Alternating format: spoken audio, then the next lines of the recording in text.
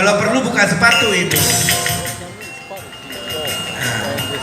Kalau perlu buka sepatu aja. Asyik. Ya.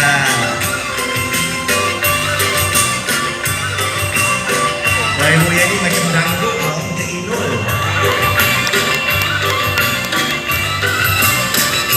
Ya, bagus.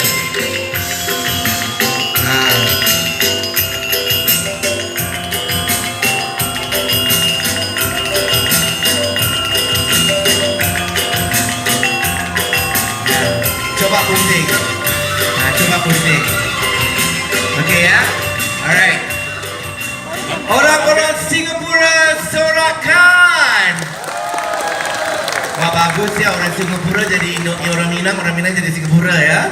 Orang-orang Indonesia tepuk ramai-ramai. Siap ya, kita mau lihat ya siapa menang ya. Udah siap ya semua? Siap ya? Okey. Penari ke depan dulu. Peserta ke belakang, penari dua-dua depan. Demonstrasi tariannya gimana? Ibu Yani sama Ibu Nur lihat dulu ya. Ia dicontohin ya gitu. Kalau saya nggak bisa karena saya tidak ada tanduk ya. Okey, ayo persilakan. Ibu Yani sama Ibu Nur lihat ya. Karena sebab itu kalian kena buat sendiri ya. Yo, music. Sekolah dulu ni.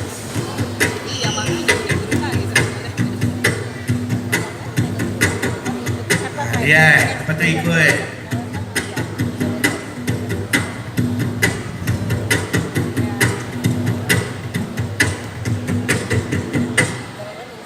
Sudah. Lagi tadi. Yang itu. Oh itu aja ya. Oh kesian. Ibu Yani, persilakan ibu. Ya. Orang-orang Indonesia tepukan. Ibu sini ibu. Ibu tengah ibu. Ya, ibu duduk ke belakang dulu. Kita mau lihat orang Minang menang ni. Ayo, musiknya. Ibu contohin yang tadi ya, Bu. Iya. Ya. Pukul aja kasih kepalanya putus, Ibu. Ya. Ya. Ya.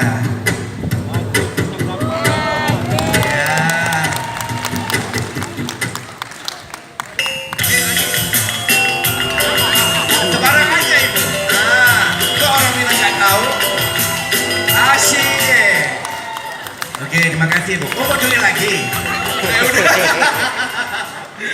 Okey, jadi kalau orang Minang kita bersama